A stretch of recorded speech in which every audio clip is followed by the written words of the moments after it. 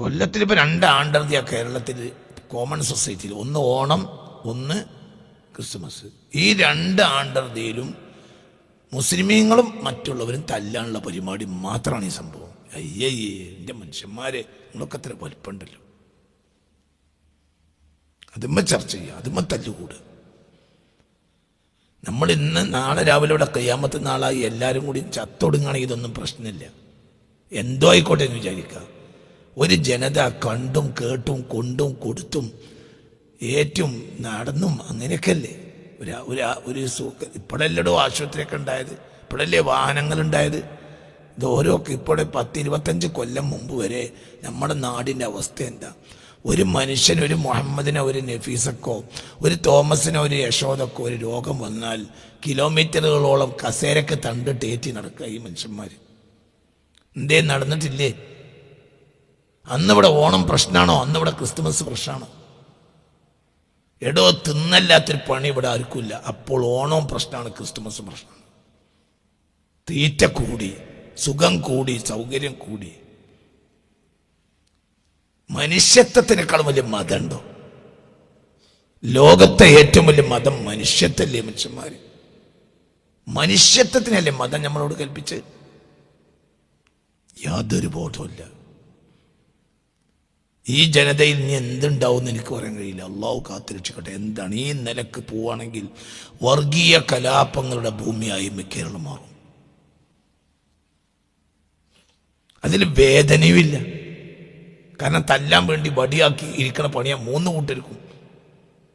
ഹിന്ദുക്കൾക്ക് പണി തല്ല ഒരുങ്ങിയിരിക്കുക, ക്രിസ്ത്യാനികൾക്ക് പണി തല്ലാൻ ഒരുങ്ങിയിരിക്കുക, മുസ്ലിമീങ്ങൾ മാപ്പിളർക്ക് പണി എന്താ? അവരെ 2 കൂട്ടരും തല്ലാൻ വേണ്ടി കാത്തിക്കുക. അതിന് തല്ലാൻ പ്രസംഗിക്കണ കുറച്ച് ആളുകളും ഞങ്ങൾക്ക് അവരെ പേടില്ല, ഞങ്ങൾക്ക് മറ്റവരെ പേടില്ല. ഇതൊക്കെയാണ് പ്രസംഗം. ഞങ്ങൾക്ക് RSSനെ പേടില്ല, ഞങ്ങൾക്ക് ക്രിസ്ത്യാനികളെ കാസയെ പേടില്ല. ഇതൊക്കെയാണ് പ്രസംഗം. ഇതാണ് പ്രസംഗം. അയ്യേ, എത്ര വലിപ്പുണ്ടല്ലോ എന്ന് താടി വെച്ച് നടക്കാൻ. ഇതാ ഓരോരുത്തരെ പ്രസംഗം. ഇതൊക്കെ ഒരു ചർച്ചയാക്കാൻ പറ്റുന്ന വിഷയമാണ് ജനങ്ങളെ. മതത്തിന്റെ മർമ്മം എന്താ? മതത്തിന്റെ മർമ്മം മനുഷ്യത്വമാണ്. മുസ്ലിം സമുദായത്തിന്റെ നേതാവാണ് ലോകത്തിന്റെ നേതാവ് മുഹമ്മദ് മുസ്തഫ. ആ മനുഷ്യനെ നമ്മൾ പരിചയപ്പെട്ടത് ഏറ്റവും വലിയ പരിചയം എന്താണെന്നറിയോ? വമാ അർസൽനാക ഇല്ലാ റഹ്മത്തൻ ലിൽ മുസ്ലിമീൻ അല്ല, റഹ്മത്തൻ ലിൽ ആലമീൻ. ലോകത്തിനും അനുഗ്രഹമായിട്ട് വന്ന മനുഷ്യനാണത്. അതാണ് നമ്മുടെ നേതാവ്. അപ്പോൾ നമ്മൾ ആരെ പ്രതിനിധികളാണ്? ലോകത്തിന് അനുഗ്രഹം കൊടുക്കേണ്ടവരാണ്. നമ്മൾ കൊടുക്കേണ്ടത് അനുഗ്രഹമാണ്.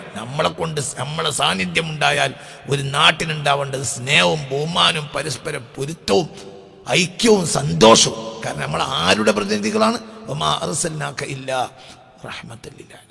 റഹ്മത്തുൽ ആലമീന്റെ പ്രതിനിധികളാണ്. എന്തേ അല്ലേ?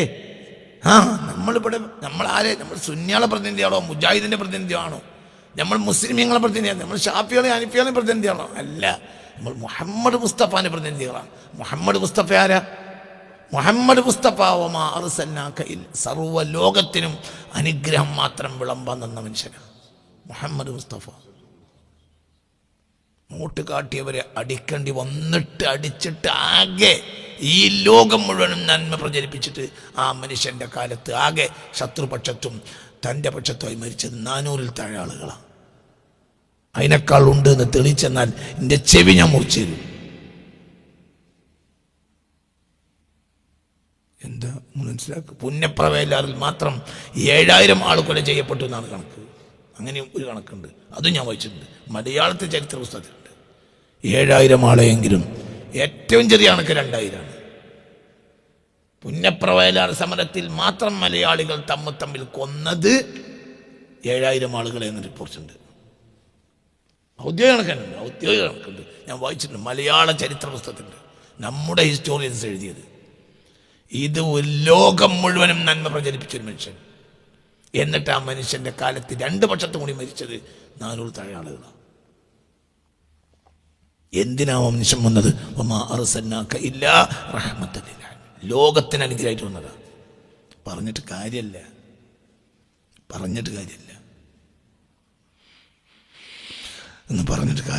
അള്ളാഹു നമുക്ക് ബോധം തരട്ടെ. നമ്മളെ മുന്നിൽ നടക്കുന്നവർക്കും ബോധമില്ല. എന്താ ചെയ്യുക? സ്റ്റേജിൽ കയറിയിട്ട് പറയാ, എന്നിട്ട് സോഷ്യൽ മീഡിയയിൽ പ്രസംഗ എന്ത്, ഞങ്ങൾക്ക് RSSനെ പേടിയില്ല, ഞങ്ങൾക്ക് കാസയെ പേടിയില്ല, അതായത് ഹിന്ദുക്കളെയും ക്രിസ്ത്യാനികളും ഞങ്ങൾക്ക് പേടിയില്ല, ഞങ്ങൾ ആരെയും തല്ലാൻ ഒരുങ്ങിയിരിക്കുകയാണ്. എന്താ പ്രസംഗം? ഇനിയിപ്പോൾ ക്രിസ്തുമസിന്റെ ചർച്ച കഴിയുമ്പോഴത്തേന് 4 മാസമാവും. അപ്പോഴത്തേന് എന്ത് തുടങ്ങാനായി? ഓണത്തിന്റെ ചർച്ച തുടങ്ങാനായല്ലോ. പിന്നെ ഒരു 4 മാസം ക്രിസ്മസ്, 4 മാസം കേരളത്തിലെ 12 മാസം അങ്ങനെ പോവുക. ഒരു 4 മാസം ക്രിസ്മസിന്റെ കേക്കുമ്പോൾ പോവും, ഒരു 4 മാസം ഓണത്തിന്റെ പായസത്തിന് പോവും, പിന്നെ ഒരു ഹലാൽ ഫുഡിന്റെ 4 മാസം. അപ്പം എന്തായി? 12 മാസം. ഇതാണ് കേരളത്തിന്റെ ഇന്നത്തെ ചാക്രികത. അതിന് 10 രൂപ കൊടുക്കാൻ വേണ്ടി കുറച്ച് മൂല്യന്മാര്,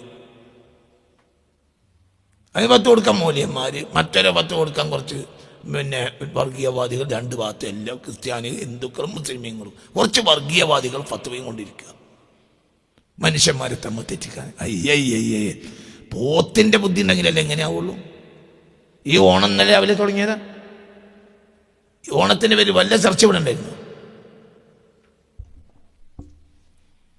ഓണത്തിന് പായസം കൊണ്ടുവന്നിരാത്തതിൻ്റെ പേരിൽ തൻ്റെ സുഹൃത്തായ ഹിന്ദുവിനോട് വാപ്പ ദേഷ്യപ്പെടുന്ന എൻ്റെ കണ്ണിൽ കണ്ടത. ആ മനുഷ്യൻ കെലിമേലി മരിക്കണം വേണ്ടത. എന്നിട്ട് ഹിന്ദുവിൽക്ക് നഷ്ടം വന്നു. ഒരു തവണ അപ്പാൻ്റെ സ്നേഹിതനായ ഹിന്ദു സഹോദരൻ്റെ വീട്ടിൽ നിന്ന് പായസം വന്നില്ല. അതിന് പിറ്റേന്ന് ഓനെ കണ്ടപ്പോൾ ചൂടായി. പിന്നെ പായസം പെരയിൽ ഉണ്ടാക്കി കൊടുത്തയച്ചു. എന്താ കാരണം? ഓന് പുതിയ വിരുന്നേര് എന്നപ്പം പിടുക്ക് കൊടുത്തേക്കാൻ കഴിഞ്ഞില്ല. അപ്പൊ അവൻ എന്ത് ചെയ്തു? പുതിയ പായസം ഉണ്ടാക്കി വാപ്പാക്ക് കൊടുന്നു. വാപ്പ് പറഞ്ഞു വാപ്പാനോട്, ഈ ജാതി മനുഷ്യന്മാർ ഇവിടെ കെലിമല്ലി മുസ്ലിമായി മരിച്ചില്ലേ? ഇതൊക്കെ ഒരു ചർച്ചയാണ് മനുഷ്യന്മാര്. കേരളത്തിന്റെ 12 മാസം ഇതാണ്. 4 മാസം ഓണത്തിന്റെ പായസം, 4 മാസം ക്രിസ്തുമസ് കേക്ക്, 4 മാസം ഹലാൽ ഫുഡ്. ഇപ്പോ 12 മാസമായി. ഒരേ ക്ലാസ്സിലിരുന്ന് അപ്പുറം പഠിക്കണ ഹിന്ദുവും മുസ്ലിമും ക്രിസ്ത്യാനിയായ കുട്ടികൾക്ക് ഇനി അകൽച്ച ഉണ്ടാകാൻ ഇതിനേക്കാൾ എന്താ വേണ്ടത്? നമ്മൾ പോലും അറിയാത്ത ഇത്തരം കലാപങ്ങളും കലഹങ്ങളും സോഷ്യൽ മീഡിയയിൽ ഈ കുട്ടികൾ കാണുക. നമുക്കിവിടെ മരിച്ച് എല്ലാവരും കൂടി ചത്തുപോയാലും പ്രശ്നമില്ല. കുറച്ച് ആളുകൾ ഇനി കേരളത്തിലേക്ക് വരാനുണ്ടെങ്കിൽ ഇവിടെ ജീവിക്കേണ്ട മനുഷ്യന്മാർക്ക്, ഹിന്ദു മുസ്ലിം ക്രിസ്ത്യാനിയായി മനുഷ്യന്മാർക്ക് ഇവിടെ ജീവിക്കേണ്ട ജനങ്ങളെ എന്തായി പോകുന്ന അവസ്ഥ? എവിടേക്കാണ് ഈ പോണത്? പറഞ്ഞിട്ട് കാര്യമില്ല. ഞാൻ നിറഞ്ഞൊരു മനുഷ്യനാണ് മുഹമ്മദ് മുസ്തഫ. നിറഞ്ഞ മനുഷ്യൻ. തൻ്റെ വീട്ടിൽ ഇത്രയൊക്കെ, തൻ്റെ വീട്ടിൽ സർവൻറ്റിനോട് കൂടെ ഭക്ഷണം കഴിക്കുന്ന ആളാണ് മുഹമ്മദ് മുസ്തഫ. തൻ്റെ വീട്ടിലെ സർവൻറ്റ് യഹൂദിയായ കുട്ടിയാണ് തൻ്റെ വീട്ടിൽ പരിചാരകൻ. തൻ്റെ വീട്ടിൽ യഹൂദിയായ കുട്ടിയാണ് പരിചാരകൻ. സെർവൻറ്റിൻ്റെ കൂടെ ഭക്ഷണം കഴിക്കുക. വീട്ടിൽ വേലക്കാരുണ്ടെങ്കിൽ അവരെ കൂടെ ഭക്ഷണം കഴിക്കുള്ളൂ, അവരെ ഭക്ഷിപ്പിച്ചതേ ഭക്ഷിക്കുള്ളൂ. അതാണ് മുഹമ്മദ് മുസ്തഫ. അല്ലാഹ്, അങ്ങനത്തെ ഒരു നേതാവിനെ കിട്ടിയിട്ട് നമുക്ക് ചർച്ച ചെയ്യാൻ കഴിഞ്ഞില്ല. നമ്മൾ റസൂലുള്ളാഹിനെ മനസ്സിലാക്കിയതേ ഇല്ല. റസൂലുള്ളാഹിനെ മനസ്സിലാക്കുകയാണെങ്കിൽ നമ്മൾക്ക് വേറൊന്ന് നമ്മളെ ഹൃദയം നിറഞ്ഞു പോകും. അപ്പം അത് മനസ്സിലാക്കിയ മനുഷ്യന്മാർ വാക്കുകൾ അതൊക്കെ. യമംതു റസൂലല്ലാഹി ത്വഹൽ മുഖദ്ദസ അനിന്നിദ്ദി വല്ലദ്ദാദി അസ്ലൻ മുഅസ്സസ. യമംതു, ഞാൻ ഉദ്ദേശിച്ചു റസൂലുള്ളാഹിനെയാണ്. ത്വാഹയായ അൽ മുഖദ്ദസ, പരിശുദ്ധനാക്കപ്പെട്ട, അനിന്നിദ്ദി, പകരക്കാരനെ തൊട്ട്, വൽ അൽദാദി, ശത്രുക്കളെ തൊട്ടും. അതായത് പകരമില്ല, നിദ്ര, തൻ്റെ അനുകൂല പക്ഷത്തോ എതിർപക്ഷത്തോ തനിക്കൊരു പകരം ഒരാളില്ല, ഒരു സാനി, ഒരു രണ്ടാമത്തെ ആളില്ല, അസ്ലൻ തീരെയില്ല. മുഅസ്സസൻ, അങ്ങനെ ഇടപെട്ട നിലയിൽ, അടിത്തറയിൽ തന്നെ ലോകത്ത് പകരം വെക്കാൻ ഒരാളില്ല. റസൂലുൻ വാസുലുൻ നാസിമാഉൻ വജന്ദലു ഫലാ ഇൻസ ഫീ ദാക الزമാനി മുഅന്നിസാ. റസൂലാണ് ഇയാള്. വാസുലുൻ നാസിമാഉൻ വജന്ദലുൻ, മനുഷ്യന്റെ അടിത്തറയായ ആദം വെള്ളവും മണ്ണുമായ കാലത്ത് പോലും. ഫലാ ഇൻസ ഫീ ദാക സമാൻ, അക്കാലത്തൊരു മനുഷ്യനുമില്ല മുഅന്നിസൻ നിർവൃതനാക്കുന്ന നിലയിൽ, അതായത് പ്രകീർത്തിക്കുന്നവനായ നിലയിൽ. അങ്ങനെ പറയാം. ഇനാസ് എന്ന വാക്കിൻ്റെ അർത്ഥം നിർവൃതി നൽകുക എന്നാണ്. അതായത് ഒരാൾ നമ്മളെ സന്തോഷിപ്പിക്കുക. സ്രഷ്ടാവിനെ സന്തോഷിപ്പിക്കുന്നത് സൃഷ്ടിയുടെ പ്രകീർത്തനങ്ങളാണ്. അന്ന് പ്രകീർത്തിക്കാൻ വേറൊരാളില്ല ഈ ആളല്ലാതെ. അതാണ് അഹമ്മദിയത്ത്. അന്ന് അല്ലാഹു വേറൊരാളെ പടച്ചിട്ടില്ല. ഫലാ ഇൻസ ഫീ ദാക സമാൻ, അക്കാലത്തൊരു മനുഷ്യനുമില്ല. ഇങ്ങനെ അർത്ഥമാക്കാം. ഫലാ ഇൻസ ഫീ ദാക സമാൻ, ആ കാലത്തൊരു നിർവൃതിയുമില്ല. മുഅന്നിസൻ നിർവൃതനാക്കുന്ന, നിർവൃതി നൽകുന്നവനായ നിലയിൽ ഒരാൾ അന്ന് നിർവൃതി നൽകുന്നില്ല. ഇനാസിൽ നിന്നാണ് ഇൻസി എന്ന വാക്കുണ്ടായത് എന്നും വെക്കാം. അതായത് എന്തിനാണ് സ്രഷ്ടാവ് സൃഷ്ടിയെ പടച്ചത്? പ്രകീർത്തനം കൊണ്ട് നിർവൃതി നൽകാൻ. അങ്ങനെ ഒരാൾ അന്നില്ല.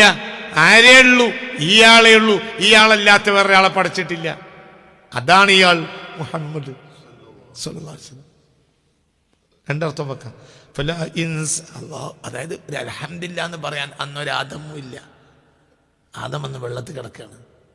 ഈ ആൾ അല്ലാഹു അന്ന് അഹമ്മദാണ്. എന്താ അഹമ്മദിന്റെ അർത്ഥം? ഏറ്റവും പ്രശംസിക്കുന്നവൻ. ആരെ? അല്ലാഹുവിനെ.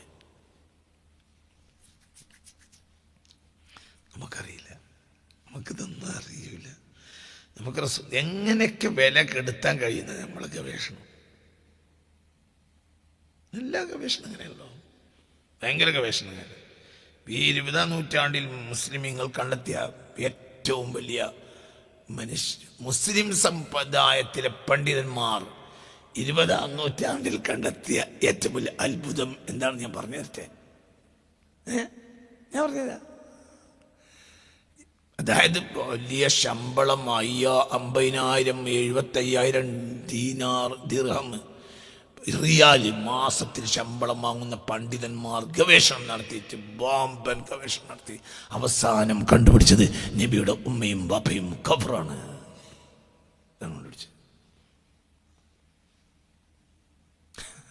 ഇവൻ്റെ ഒക്കെ ഒപ്പം ജുമാക്ക് പോയിരുന്നതിനൊക്കെല്ലടാ അങ്ങാടി പോയിട്ട് എന്തെങ്കിലും ബ്രോസ്റ്റ് തിന്നലാണ്.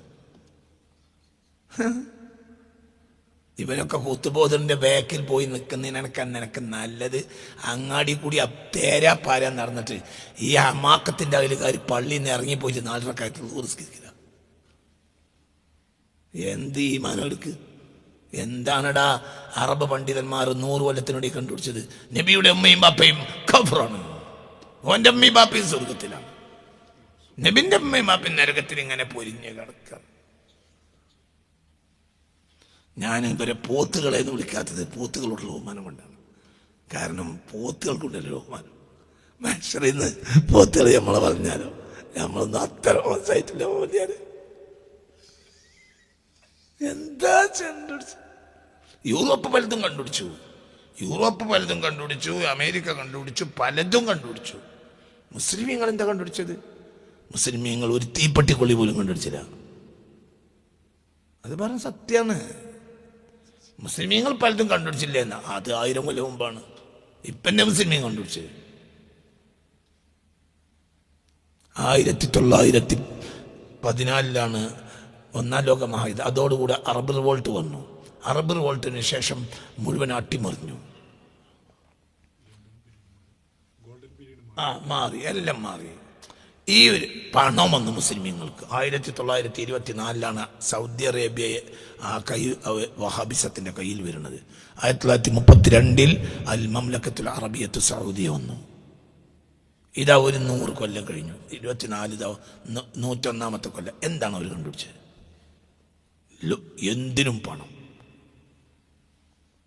Man power. ലോകത്തുള്ള എല്ലാവരെയും അവർ വിലക്കെടുത്തു.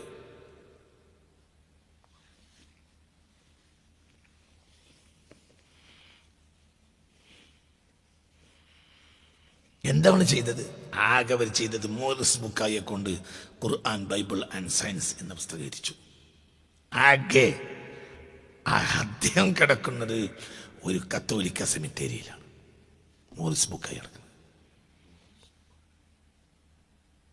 അദ്ദേഹം ക്രിസ്ത്യാനിയായി മരിച്ചു.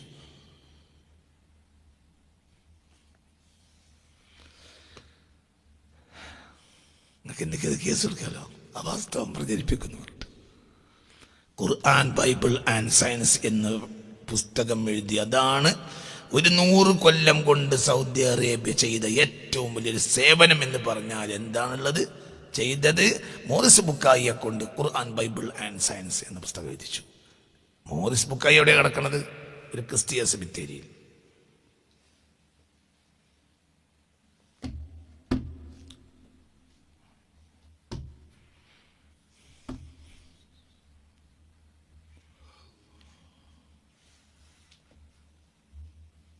എന്താ വാട്ട് ഈസ് എ മാർജിൻ? ഒരു സെഞ്ചുറിക്ക് മാർജിൻ ആണല്ലോ. 20th സെഞ്ചുറിയുടെ മാർജിൻ എന്താ? കോടാനക്കോടി പണം കയ്യിലുണ്ടായിട്ട് എന്താ മാർജിൻ? പിന്നെ കണ്ടുപിടിച്ചതും മോറിസ് ബുക്കായിയെ കൊണ്ട് ഒരു പുസ്തകം എഴുതിച്ചിട്ട് ഖുർആൻ ബൈബിൾ ആൻഡ് സയൻസ്. അതാണ് ലാഭം. ഇവരെന്ത് കണ്ടുപിടിച്ചു? ഇവർ രാവും പകരം കിതാബിൽ തപ്പിയിട്ട് 2 കാര്യങ്ങൾ കണ്ടുപിടിച്ചു. മൊഹീദ്ദീൻ ഷെയ്ഖെ കാക്കണെ നമ്മ കാഫറാണെന്ന് കണ്ടുപിടിച്ചു. നബിൻ്റെ അമ്മയും ബാപ്പയും കാഫറാണ്, അതും കണ്ടുപിടിച്ചു. ഇതന്നെ ആകെ മുസ്ലിമീങ്ങൾ 100 കൊല്ലത്തിനുള്ളിൽ കണ്ടുപിടിച്ചത് നബിയുടെ അമ്മയും ബാപ്പയും കാഫറാണെന്നാണ്. അതാണ് ആകെ മുസ്ലിം പണ്ഡിതന്മാർ 100 കൊല്ലം അധ്വാനിച്ചത് കണ്ടുപിടിച്ചത് നബിയുടെ ഉമ്മയും ബാപ്പയും കാഫറാണ്. അതാണ് അവരെ കാര്യം. പഠിച്ചു നോക്കി, നിങ്ങൾ പഠിക്ക്. കേട്ട നിങ്ങൾക്കൊരു വിഷമം പോലെ തോന്നും. മുസ്ലിമീങ്ങൾ വലിയ കണ്ടുപിടുത്തക്കാരാണെന്നൊക്കെ, അതൊക്കെ ഏത് കാലത്താണ്? അതൊക്കെ 800 കൊല്ലം മുമ്പാണ്. ശാസ്ത്രത്തിന് മുസ്ലിമീങ്ങൾ ചെയ്ത സംഭാവനകൾ 20ാം നൂറ്റാണ്ടിലല്ല. അതേതെങ്കിലും ഒരാൾ അങ്ങനെ പറഞ്ഞിട്ടുണ്ടെങ്കിൽ അതിനങ്ങനെ ആക്ഷേപിക്കാനൊന്നുമില്ല. അന്ന് സത്യമാണ് പറഞ്ഞത്. അവർക്ക് പരിചയമുള്ള മുസ്ലിങ്ങൾ അന്നത്തെ മുസ്ലിങ്ങളാണ്. ആ മുസ്ലിങ്ങളൊന്നും കണ്ടുപിടിച്ചില്ല. എന്താ കണ്ടുപിടിച്ച്? 20ാം നൂറ്റാണ്ടിൽ എന്താണ് മുസ്ലിങ്ങൾ സംഭാവന? മൊഹീദ്ദീൻ ഷെയ്ഖെ കാക്കണെന്ന് പറഞ്ഞാൽ ചെറുക്കാണെന്ന് പറയലല്ലാതെ എന്താ സംഭാവന? 20th സെഞ്ചുറിയിൽ മുസ്ലിമീങ്ങളുടെ മാർജിൻ എന്ത്? ചിന്തിക്കണം.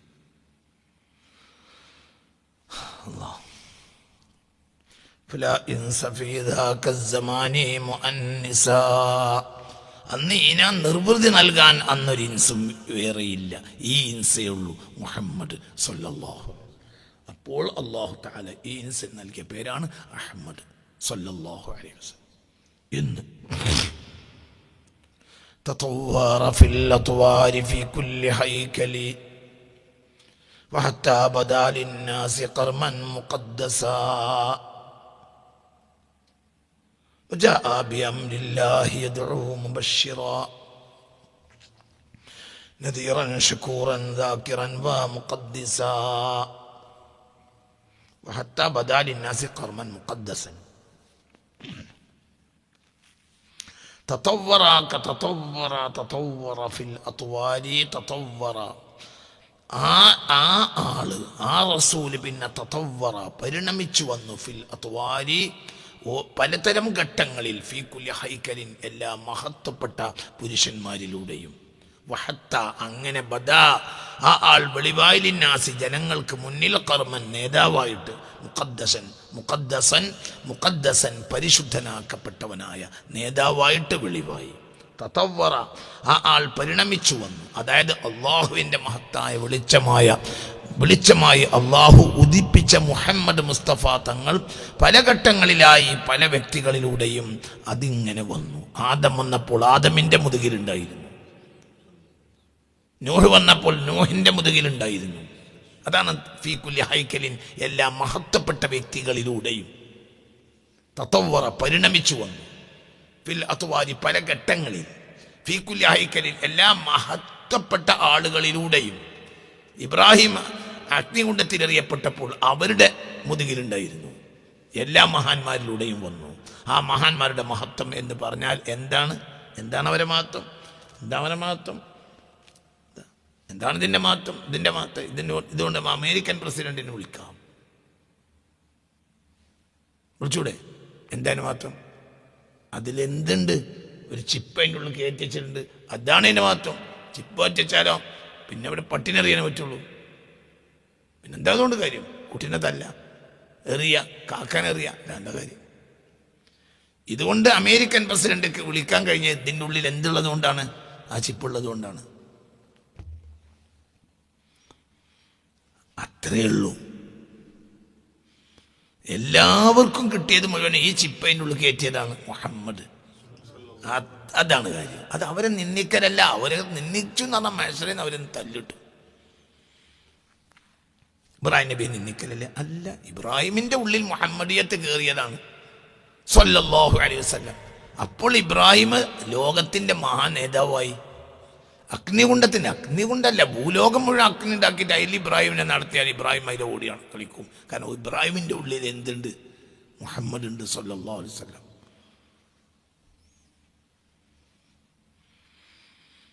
മനസ്സിലായില്ലേ?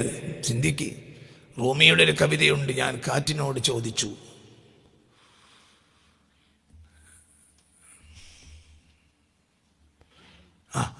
കാറ്റിനോട് ചോദിച്ചു, കാറ്റേ, നീ എന്തിനാണ് സുലൈമാനെ ആകാശത്തിലൂടെ പറത്തിയത്? അപ്പോൾ കാറ്റ് പറഞ്ഞു, സുലൈമാന്റെ കയ്യിൽ ഒരു മോതിരമുണ്ടായിരുന്നു, ആ മോതിരത്തിൽ മുഹമ്മദ് എന്ന് രേഖപ്പെടുത്തിയിട്ടുണ്ട്. അപ്പോൾ പിന്നെ ചുമന്നുകൊണ്ട് നടക്കലല്ലാതെ എനിക്ക് നിർവാഹമില്ല. റൂമി തുടങ്ങാൻ അങ്ങനെ. മനസ്സിലായല്ലേ പറഞ്ഞത്? ഞാൻ കാറ്റിനോട് ചോദിച്ചു, കാറ്റ്, നീ എന്തിനാണ് മുഹമ്മദിന് ഇങ്ങനെ വഴിപ്പെട്ടത്? അല്ല, നീ എന്തിനാണ് ഇങ്ങനെ സുലൈമാനെ ഏറ്റി നടന്നത്? അപ്പോൾ കാറ്റ് പറഞ്ഞു, സുലൈമാന്റെ വിരലിൽ ഒരു മോതിരം ഉണ്ടായിരുന്നു, ആ മോതിരത്തിൽ മുഹമ്മദ് എന്ന് രേഖപ്പെടുത്തിയിട്ടുണ്ട്. അപ്പോൾ പിന്നെ അദ്ദേഹത്തെ ചുമക്കുകയല്ലാതെ എനിക്ക് ഇത് റൂമിയുടെ വാക്കാണ്. ആരാ റൂമി എന്ന് പറഞ്ഞാൽ 800 കൊല്ലത്തിനുള്ളിൽ അങ്ങനെ ഒരു ആൺകുട്ടി മുസ്ലിം ലോകത്തുണ്ടായിട്ടില്ല. ആ വിഷയത്തിൽ അതാണ് റൂമി, ജലാലുദ്ദീൻ റൂമി. അത്ഭുതമാണ്, അത്ഭുതമാണ്. ഏത് നാട്ടുകാരനാ റൂമി അറിയോ?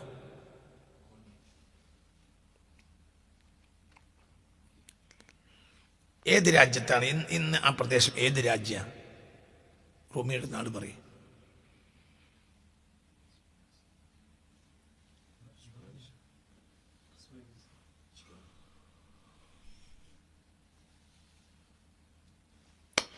റൂമി ജനിച്ചത് അഫ്ഗാനിലാണ്. അഫ്ഗാനിലെ മസാറ ഷരീഫിലാണ് റൂമിയുടെ ജനനം. മസാറ ഷരീഫ് എന്നാൽ ഒരു വലിയ വിഭാഗം ജനങ്ങളുടെ വിശ്വാസപ്രകാരം അവിടെയാണ് സയ്യിദ് അലി റളിയല്ലാഹുവിൻ്റെ മക്ബറ എന്നാണ്. 2 അഭിപ്രായമുണ്ട് അലിയുടെ മക്ബറയിൽ. ഒന്ന് അഫ്ഗാനിലാണെന്നും ഒന്ന് ഇറാഖിലെ കൂഫയിലാണെന്നും 2 അഭിപ്രായമുണ്ട്. അതുകൊണ്ടാണ് ആ വലിയൊരു പട്ടണമാണത്. ആ പട്ടണത്തിൻ്റെ പേര് മസാറ ഷരീഫ്.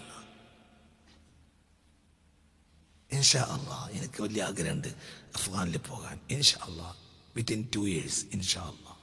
അള്ളാഹു തൗഫീഖ് ചെയ്ത് 2 കൊല്ലത്തിനുള്ളിൽ ഞാൻ അഫ്ഗാനിൽ പോകും ഇൻഷാ അള്ളാഹ്. വലിയ ആഗ്രഹം അഫ്ഗാനിൽ പോകാൻ. പ്രത്യേകിച്ച് റൂമിയുടെ നാട് അത് അള്ളാഹുവിൻ്റെ മക്ബറ വലിയ മക്ബറയാണ്. അവിടെ ഒരു വലിയ വിഭാഗം ജനങ്ങൾ അതാ വിശ്വസിക്കുന്നത്. ആ നാടിൻ്റെ പേര് വരാൻ തന്നെ കാരണം അലിയാണ് റളിയല്ലാഹു അൻഹു. മസാറ ഷരീഫ് എന്നാണ്. ഇറാഖിലാണ് അഭിപ്രായമുണ്ട്. അതിന് പ്രധാനപ്പെട്ട അഭിപ്രായം, ഏറ്റവും വലിയ അഭിപ്രായം അതാണ്. എന്നാൽ ഇങ്ങനെയും അഭിപ്രായമുണ്ട്. കോടിക്കണക്കായ ജനങ്ങൾ വർഷത്തിൽ സിയാറത്ത് ചെയ്യുന്നുണ്ട് ഇവിടെ മസാറ ഷരീഫിൽ. കോടിക്കണക്കായ ജനങ്ങൾ ഇവിടെ സിയാറത്ത് ചെയ്യുന്നുണ്ട്. 2 അഭിപ്രായമുണ്ട്. ഓരോരുത്തർക്കും അവരുടെ തെളിവുകൾ ഉണ്ടാവും. സയ്യിദുന അലിയുൽ മുർത്തള റളിയല്ലാഹു അൻഹു, അലിയാരെ ബർക്കത്തുകൊണ്ട് അല്ലാഹു നമ്മളൊക്കെ രക്ഷപ്പെടുത്തി തരട്ടെ. എല്ലാവരും അലിയാരോട് വലിയ ഇഷ്ടമാണ്. മുസ്തഫ നബിൻ്റെ മകളെ ഭർത്താവല്ലേ, എല്ലാവരെയും ഇഷ്ടമാണ്. പക്ഷെ അലി പ്രത്യേക ഇഷ്ടമാണ്, ഒരു പ്രത്യേക ഇഷ്ടം. ലോകത്തിൻ്റെ മുഴുവൻ നവോത്ഥാനം അലിയിലൂടെ വന്നത്. അതാണ് ഇതിന് കാരണം. ലോകത്തെ മുഴുവനും നവോത്ഥാനം വന്നത്, നവോത്ഥാന വിപ്ലവം നടത്തിയത് മുഴുവൻ അലിയാരെ മക്കളാണ് റളിയല്ലാഹു അൻഹു. ഉസ്മാൻ ബിൻ അഫ്ഫാൻ നല്ല ആളാണ്, പക്ഷെ അതിനൊരു വിപ്ലവകാരിയായ മകനെ നമ്മൾ കാണുന്നില്ല. സിദ്ദീഖ് വലിയ ആളാണ്, ഫാറൂഖ് വലിയ ആളാണ്. പക്ഷേ വിപ്ലവങ്ങൾ മുഴുവനും, ഇസ്ലാമിക വിപ്ലവങ്ങൾ മുഴുവനും വന്നത്, നവോത്ഥാന വിപ്ലവങ്ങൾ വന്നത്, ചേഞ്ചസ് മുഴുവൻ വന്നത് ആരിലൂടെയാണ്?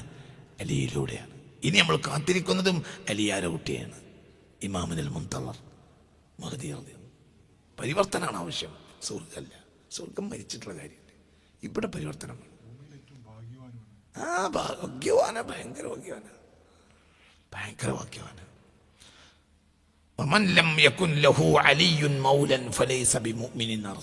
ഈ ഹദീസ് ബുഖാരിയിലുണ്ട്. ഒരാൾക്ക് അലി നേതാവായി തോന്നിയില്ലെങ്കിൽ അവൻ മുഅ്മിനാവുകയില്ല. ഈ ഹദീസ് ബുഖാരിയിലുണ്ട്. ومن لم يكن له علي مولا فليس بمؤمن.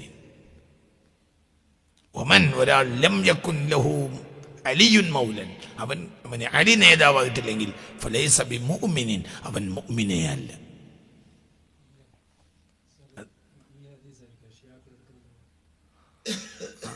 സിയാക്കൾക്ക് ഒരുപാട് അവർ കെട്ടിണ്ടാക്കിയ ഹദീസുകളുണ്ട്. പക്ഷെ ഇതും ഒരു തെളിവാണ്. അലി വലിയ, ഇതെല്ലാവരും അംഗീകരിക്കുന്നുണ്ട്.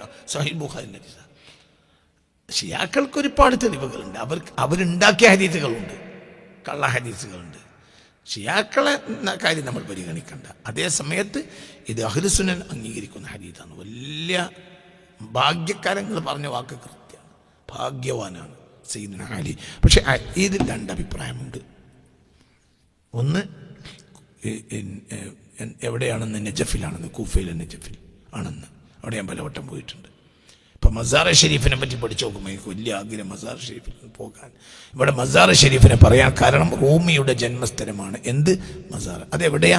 അത് വടക്ക് കിഴക്കൻ അഫ്ഗാന്. അഫ്ഗാൻ അല്ലെങ്കിലും ഒന്ന് കാണേണ്ട നാടാണ്, പ്രത്യേക നാടാണ്. ഇപ്പം കഴിഞ്ഞ ആഴ്ച എന്തോ ക്ലാസ് പറഞ്ഞപ്പോൾ നമ്മൾ അഫ്ഗാനെ പറ്റി പറഞ്ഞു. അഫ്ഗാൻ ഒരു പ്രത്യേക നാടാണ്, ഒരു പ്രത്യേക നാടാണ് അഫ്ഗാൻ. അപ്പോൾ തതവ്വറ പരിണമിച്ചു വന്നു, ഫീൽ അത്വാരി പല ഘട്ടങ്ങളിലും, ഫീ കുല്ലി ഹൈക്കലിൻ എല്ലാ മഹത്വപ്പെട്ട വ്യക്തികളിലൂടെയും. ഹബീബ റസൂലുള്ള, അവരെല്ലാവരുടെയും മുതുകിൽ റസൂലുള്ള ഉണ്ടായിരുന്നു. പിന്നെ ആ വ്യക്തിക്ക് ആ റസൂലുള്ള അവിടെ മാറ്റിവെച്ച് ചിന്തിച്ചൂടെ? ചിന്തിക്കുന്നാലും അവർ റസൂലുള്ളാഹി സ്വല്ലല്ലാഹു അലൈഹി വസല്ലമയുടെ നൂറാനിയത്ത് കയറാൻ അതൊരു ഘട്ടമായല്ലോ. ആ വ്യക്തി ഒരു പാത്രീഭൂതനായിട്ടുണ്ടെങ്കിൽ ആ വ്യക്തിക്ക് ഈ ലോകാവസാനം വരെയും, അവസാനിച്ചാലും മാറ്റമുണ്ട്. അവൻ ലോകത്ത് മാറ്റപ്പെട്ട ഒരു സാധനമേ ഉള്ളൂ. എന്ത്? നൂറ് മുഹമ്മദ് മുസ്തഫാന്റെ പ്രകാശം. അതിങ്ങനെ പലതിലും കയറി വരും. അത് ആമിന ഉമ്മയിലായപ്പോൾ ആമിന ഉമ്മനെ നമ്മൾ വലിയ അത്ഭുതമായി കാണും. ഞങ്ങളോട് ഈ ക്ലാസ്സിൽ പറഞ്ഞിട്ടില്ലേ, ആമിന ഉമ്മ നരകത്തിലാണെങ്കിൽ നരകത്തിലായിരിക്കും സുഖം സ്വർഗത്തെക്കാളും. ആമിന ഉമ്മ നരകത്തിലാണെങ്കിൽ നരകത്തിൽ പോലാണ് നല്ലത്.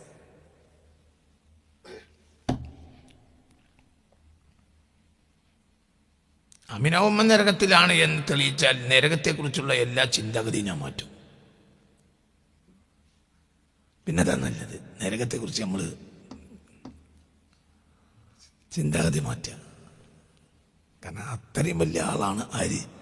ആമിന ബീവി. അത്രയും വലിയ ആളാണ് ആമിന ബീവി റളിയല്ലാഹു അൻഹ. ആമിന ബീവി ഒരു പെണ്ണ് ഇന്ന് ലോകത്തില്ല. ആ ഭാഗ്യം, എന്താണ് ആ ഭാഗ്യം? അതും ഈ സ്ത്രീ ചെയ്യുന്ന പണി എന്താ നിങ്ങൾ കണ്ടോ?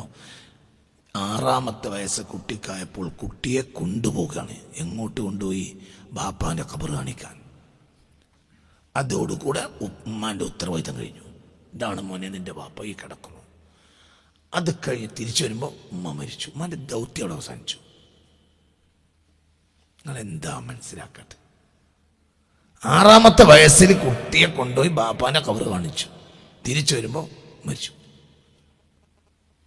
ഒരു രോഗമില്ല, ഉമ്മ മരിച്ചു. ചെറിയൊരു പനി ഉണ്ടായി, അമ്മേനെ മരിച്ചു. ചെറുപ്പക്കാരത്തി പെണ്ണ്. ആമിന ബീവിയുടെ വയസ്സ് ഞാൻ പറഞ്ഞു. ഇപ്പം തന്നെ ആൾക്കൂട്ടെ നമുക്ക്. ആമിന 49 ജനനം. 549, 549. മരണം 576. അപ്പം എത്ര വയസ്സുണ്ടാവും? ഇത് ഗ്രിഗേറിയൻ കണക്കാണ്, ലൂണാർ കണക്കല്ല. എത്ര വയസ്സുണ്ടാവും? അതല്ല, 49ലാണ് ജനനം. 49, അതായത് 549 ജനിച്ചു, 576 മരിച്ചു. അല്ലേ? ഒരു 27. അതിസുന്ദരി, ആരോഗ്യവതി, ചെറുപ്പക്കാരി പെണ്ണ്. അതാണ് അമീന ബീവി റളിയല്ലാഹു അൻഹ. നിങ്ങൾ അമീന ബീവി എന്നൊക്കെ പറയുമ്പോൾ നിങ്ങൾ തൊണ്ടി എന്നല്ലേ വിചാരിച്ച്? ഇല്ല, നമ്മൾ ബീവി എന്നൊക്കെ പറയുമ്പോഴത്തേന് ഇങ്ങനെ എന്തോ നിസ്കാരക്കുപ്പായിട്ടിരിക്കണ ഒരാളായിട്ട് കണക്കാക്കണ അല്ല. അതിസുന്ദരി ബാല്യക്കാരത്തി, 27 വയസ്സല്ലേ, 76, 576 മരിച്ചു, 549 ജനനം. അബ്ദുള്ളയുടെ ജനനം 545, മരണം 570. അപ്പം എത്രാമത്തെ വയസ്സ്? 25 വയസ്സ്. 25 വയസ്സ്.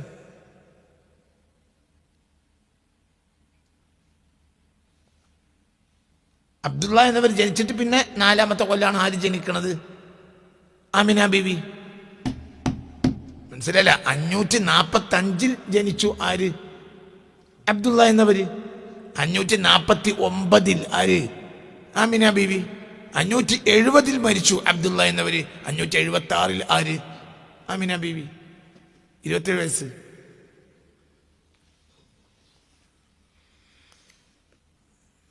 എന്താണ് അവരൊക്കെ ദൗത്യം? എന്താണ് ഒരു മനുഷ്യൻ? നമ്മൾ എന്തിനാ ഈ റിക്കാർഡിന്റെ പിന്നാലെ ഓടുന്നത്?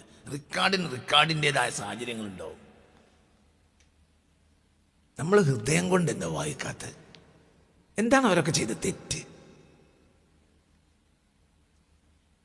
നിങ്ങൾക്കിത് മനസ്സിലാക്കാത്ത ഏതോ ഒരു ഹദീസ് കണ്ടിട്ടാണ് ഈ പറയുന്നത്. ഹദീസിനെ പറ്റി എങ്ങനെ നീ ഇന്ന് വിധി പറയാ? ഞാൻ ഈ ലോകത്തുള്ള മുഴുവൻ മുസ്ലിം പണ്ഡിതന്മാരെ വെല്ലുവിളിക്കുക, ഹദീസുമല്ല എങ്ങനെ നിങ്ങൾ ഇന്ന് വിധി പറയാ?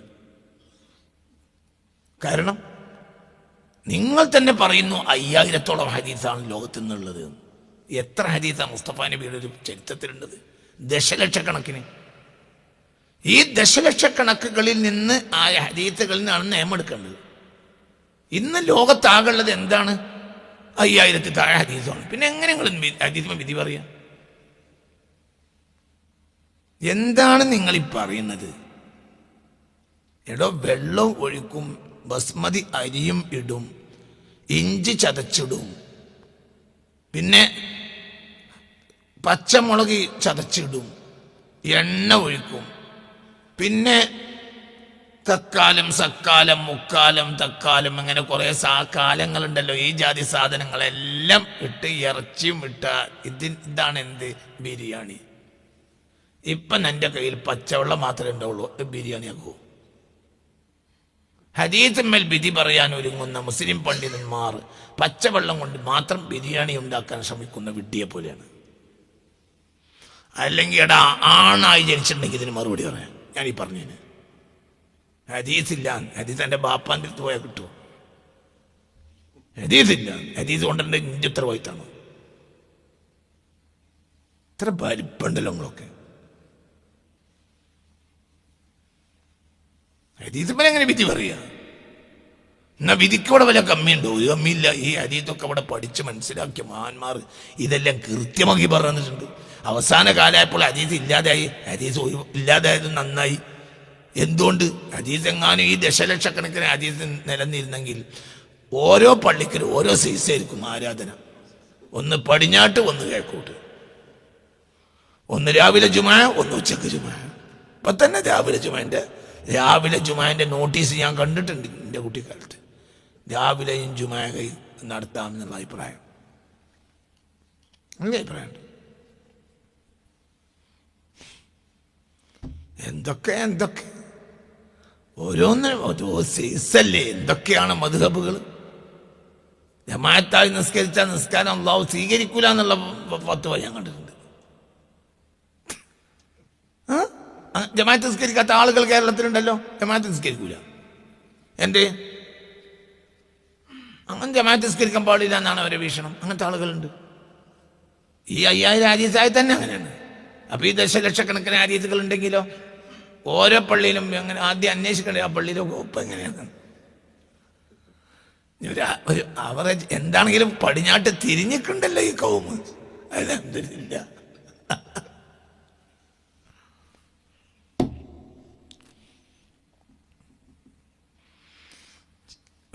ഇതൊക്കെയാണ് വിഷയം. ഹദീസ് മേലെ എങ്ങനെയെന്ന് വിധി പറയുക? ആകെ ഹദീസ് 5000 താഴെ അവരൊക്കെ പറയണത്. ദശലക്ഷക്കണക്കിന് ഹദീസുകൾ എന്നാണ് നിയമം ഉണ്ടായത്. മനസ്സിലാവേണ്ട പറഞ്ഞ. അപ്പൊ ഏതോ ഒരു ഹദീസിന്റെ കഷ്ണം കണ്ടിട്ടാണ് ഇവരിത് പറയുന്നത്. ഇവർക്ക് ഹൃദയം ഇല്ലതാനും, ഹൃദയമില്ല, ഹൃദയം എന്ന സംഗതിയില്ല.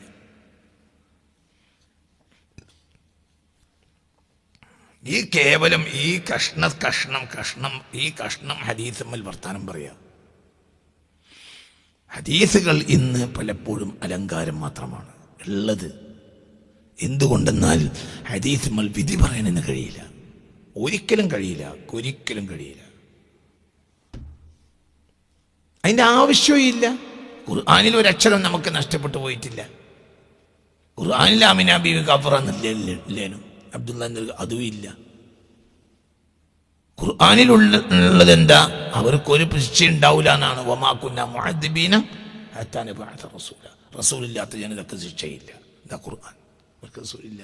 ഖുർആന്റെ സാക്ഷി അതാണ്. അവിടെ നമ്മൾ ഖുർആനെ തള്ളും, ഹദീസ് എടുക്കും. കാരണം അവിടെ നമുക്ക് നബിനെ ചെറുതാക്കാൻ അതാ നല്ലത്.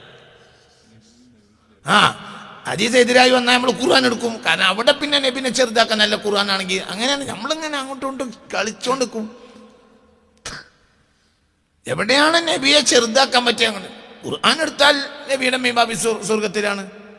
കാരണം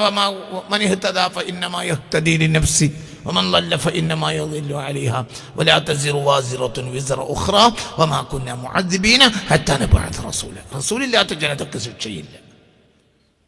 റസൂലില്ലാന്നും ഖുർആൻ വേറെ സൂറത്തിൽ പറഞ്ഞു. ലിതുൻദിറ ഖൗമൻ മാ ഉൻദിറ ആബാഉഹും ഫഹും ഗാഫിലൂൻ. അശ്രദ്ധരായി നടക്കുന്നൊരു ജനതയാണ്, അവർക്കൊന്നും അറിയില്ല. ഒന്നും അറിയാത്ത ജനതയെ ശിക്ഷിക്കുന്നവൻ കണ്ണുപൊട്ടനല്ല പഠിച്ചവൻ, നീതിമാനാണ്. അള്ളാഹുവിൻ്റെ ഏറ്റവും വലിയ പ്രത്യേകതകളുടെ ഏറ്റവും വലിയ പ്രത്യേകത അവൻ്റെ അദിലാണ്. അവൻ നീതിയെ ചെയ്യൂ. അവൻ നീതി കൊണ്ടാണ് ലോകം പടച്ചത്. അവൻ നീതി കൊണ്ടാണ് ലോകം അവസാനിപ്പിക്കുന്നത്. അവൻ നീതി കൊണ്ടാണ് നീതിയുടെ ത്രാസിനെ സ്ഥാപിക്കുന്നത്. ഒക്കെ നീതിയാണ്. നീതിക്കപ്പുറം ഒന്നും പടച്ചവൻ ചെയ്യൂല. പടച്ചവനിലുള്ള ഏറ്റവും വലിയ സന്തോഷം ഒരു മനുഷ്യന് പരലോകം വിശ്വസിക്കുമ്പോൾ നമ്മളെ കാര്യം എന്താ? നമുക്ക് മരിച്ചിട്ട് എന്ത് കിട്ടും? നീതി കിട്ടും. എന്തേ അങ്ങനെ തന്നെയല്ലേ? മരിച്ചു പോകുന്നതിലുള്ള സന്തോഷം. അള്ളാഹിന്റെ ലോകാവസാനം ഉണ്ടായി നമ്മളെ സന്തോഷം എന്താ? നമുക്ക് ഇവിടെ നീതി വാങ്ങിത്തരാൻ ഈ ഉടുത്തൊരുങ്ങി നടക്കുന്ന നേതാക്കന്മാർക്ക് കഴിയില്ല. ഓരിങ്ങനെ ഉടുത്തൊരുങ്ങി നടക്കും. കല്യാണങ്ങളിൽ അവരെ ഫോട്ടോ എടുത്തിട്ട് പിറ്റേന്ന് നമുക്ക് ഷോക്കേസിൽ വെക്കാന്നല്ലാതെ കാര്യങ്ങളൊന്നുമില്ല. നീതി തരാൻ പറ്റിയ ഒരാളെ എനിക്കറിയില്ല. ഞാൻ എൻ്റെ ജീവിതത്തിൽ ഒരു നീതിമാനെ കണ്ടിട്ടില്ല. നമ്മൾ ജനിക്കുമ്പോഴൊക്കെ നീതി നഷ്ടപ്പെട്ടു പോയിട്ടുണ്ട്. ഒരു കാര്യം പറഞ്ഞാൽ അത് അതല്ലേ നീതി. മുഹമ്മദ് മുസ്തഫ നബിയാവുന്നതിന് മുമ്പ് നീതിമാനാണ്. നീതി നടപ്പിലാക്കിനെ അവിടെ ദേഷ്യപ്പെടും. നീതി നടപ്പിലാക്കി ഒരു കാര്യം അവിടെ എന്തും നീതിയെ ചെയ്യൂ. ആ നീതിബോധമാണ് ആ മനുഷ്യനെ ഇറക്കുയിലെത്തിച്ചത്. അനീതിക്കൊരു പരിഹാരം ഉണ്ടാക്കണമല്ലോ എന്ന് ആലോചിച്ചു പോയി. അല്ലാതെ റസൂലാകാൻ വേണ്ടിയുള്ള ഇയാളെ വീട്ടിയതല്ല. ഓരോരുത്തരും വന്ന് ചോദിക്കുക, വൗലിയപ്പാപ്പാകാൻ എന്താ വഴി? വലിയാകാൻ പറ്റിയുള്ള ദിക്ർ, വലിയാകാനുള്ള ദിക്റിന് കോഴ്സ് നടക്കുക. ഓരോരുത്തർ വലിയാകാനുള്ള കോഴ്സും ഉണ്ട്. ഇപ്പം അങ്ങനെ കോഴ്സ് നടത്തുന്നുണ്ട്. അഹിൽബൈത്തിലേക്ക് കയറാൻ പറ്റിയ കോഴ്സിനെ പറ്റി ഞാൻ കേട്ടിട്ടുണ്ട്. ചില ആളുകൾ അഹിൽബൈത്തായി തീരും ചില കോഴ്സുകൾ നടത്തിയാൽ. അഹിൽബൈത്തിലേക്ക് കയറാം. അങ്ങനത്തെ കോഴ്സ് ഉണ്ട്. ഔലിയപ്പാപ്പാകാനുള്ള കോഴ്സ് ഇഷ്ടം പോലെ ആളുകൾ നടത്തുന്നുണ്ട്. ഔലിയപ്പാപ്പാൻ്റെ കോഴ്സ്. നബി റസൂലാകാനുള്ള കോഴ്സിന് പോയതല്ല. ഇറാവുകയിലേക്ക് എന്തിനാ പോയത്? ഈ അനീതി കണ്ടിട്ട് സഹിക്കണില്ല. ഇവിടെ നീതി നടപ്പിലാക്കാനാകട്ടെ ചെറിയ കഴിവൊന്നും പോരാ. അപ്പോൾ കയറിയിരുന്നതാ ഇതിന് പരിഹാരമുണ്ടാകണം. അപ്പോഴാണ് നീതിമാന്റെ വാക്ക് വന്നത്. പിന്നെ നീതി തന്നെ ലോകം കണ്ട നീതിമാനായി മുഹമ്മദ് മുസ്തഫ AD 632 മരിക്കുമ്പോൾ നീതിയല്ലാത്തൊന്നും ചെയ്തിട്ടില്ല. ഈ ലോകത്തൊരാൾക്ക് പറയാൻ കഴിയില്ല മുഹമ്മദ് സ്വല്ലല്ലാഹു അലൈഹി വസല്ലം നീതിയല്ലാതെ ചെയ്തു. എന്താ നബി ചെയ്ത്? നബി നീതി ചെയ്ത്. നീതി മാത്രം ഇസ്ലാമിൻ്റെ പ്രത്യേകത. ഇസ്ലാമിൽ നിസ്കാരം ഉണ്ടെന്നല്ല, ഇസ്ലാമിൽ നീതിയുണ്ട് എന്നാണ്. നീതിക്കെതിരെ ഒന്നും ഇസ്ലാം അംഗീകരിക്കില്ല. ഉറപ്പ്.